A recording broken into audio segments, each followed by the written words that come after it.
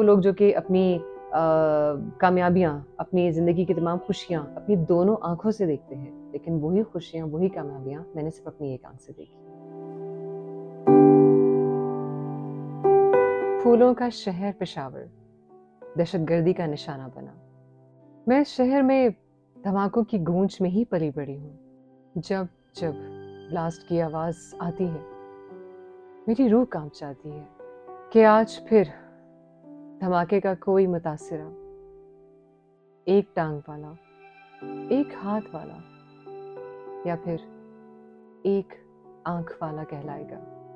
یہ ریڈیو میزبان رابعہ تبسم ہیں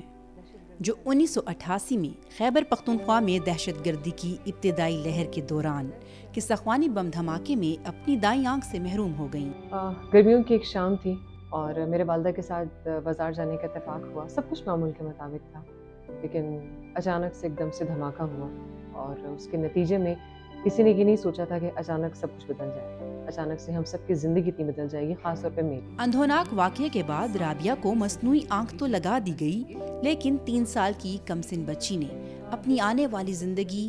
ہائے ایک آنکھ والی لڑکی اور ہائے پتھر کی آنکھ والی لڑکی سنتے گزار دی۔ جب اسکولنگ میری کی گئی تو اس میں ایک ٹیگ لگنا شروع ہوا، یہ تو پتھر کی آنکھ والی لڑکی ہے۔ یہ تو ہمارے ہاں پشتو میں ایک لفظ بھی اس کو بولا جاتا ہے کہ داخو کانے دی، یعنی کہ یہ پتھر کی آنکھ ہے اس کے۔ کانے جو کہ پشتو میں ایک ورڈ پتھر کو کہا جاتا ہے۔ کہ رشتہ دار، دوست، یہاں تک کہ جب اپنے تحفے تحائف لایا کرتے تھے تو یہ کہا جاتا تھا کہ اس ایک آنکھ والی کو دکھانے کی کیا ضرورت ہے، کہ اس ایک آنکھ والی کو کسی ٹرپ پہ لے جانے کی کیا ضرورت ہے، اس ایک آنکھ والی کے ساتھ دوستی کرنے کی کیا ضرورت ہے۔ لیکن ان سب تانوں کے باوجود رابعہ نے اپنی پہچان ایک بااختیار خاتون کے طور پر ثابت کر دی۔ ول پاور جو تھی وہ میرے اندر جاگ رہی تھی، ایک وہ طاقت میرے اندر جاگ رہی تھی اور وہ آہستہ آہستہ اب بڑھتی چلی جا رہی تھی کہ نہیں،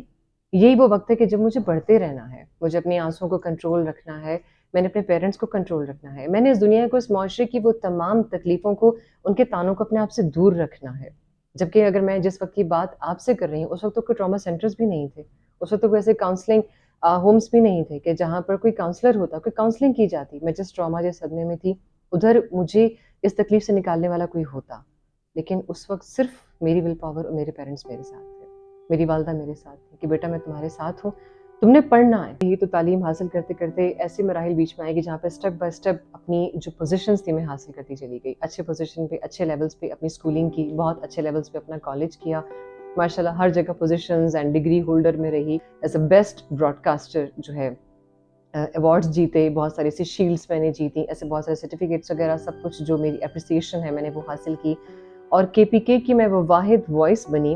کہ جس کو آج تک اوور آل دا کے پی کے سنا جاتا ہے۔ انٹرنیشنل وزٹنگ لیڈرشپ پروگرام میں میری سلیکشن ہوئی in 2016 and I just went to America, اور اس میں ماشاءاللہ 5 اسٹیٹس میں مجھے وزٹ کرنے کا موقع ملا۔ جب اس پروگرام کے بعد واپس آئی، شادی ہوئی، شادی کے بعد ماشاءاللہ الحمدللہ جب زندگی مزید آگے بڑھی تو اللہ نے بہت خوبصورت نعمتوں اور رحمتوں سے مجھے نوازا۔ بچے ہیں ماشاءاللہ 3 بچے، اور سوچا نہیں تھا۔ اب وہ زندگی کا جو مقصد جو میں نے آپ سے بیان کیا وہ سب کمپلیٹ ہو چکا،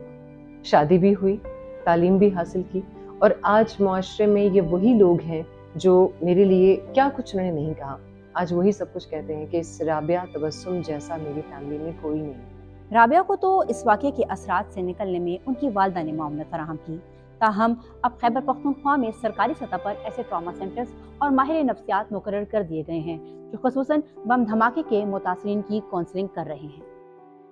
منفی معاشرتی رویوں کے باوجود بھرپور انداز میں زندگی کو گزارنے والی رابعہ ان تمام افراد کے لیے ایک مثال ہیں جو حادثاتی معذوری کے سبب اپنی ہمت کھو دیتے ہیں۔ فاطمہ نازش، DW اردو، پشاور، پاکستان۔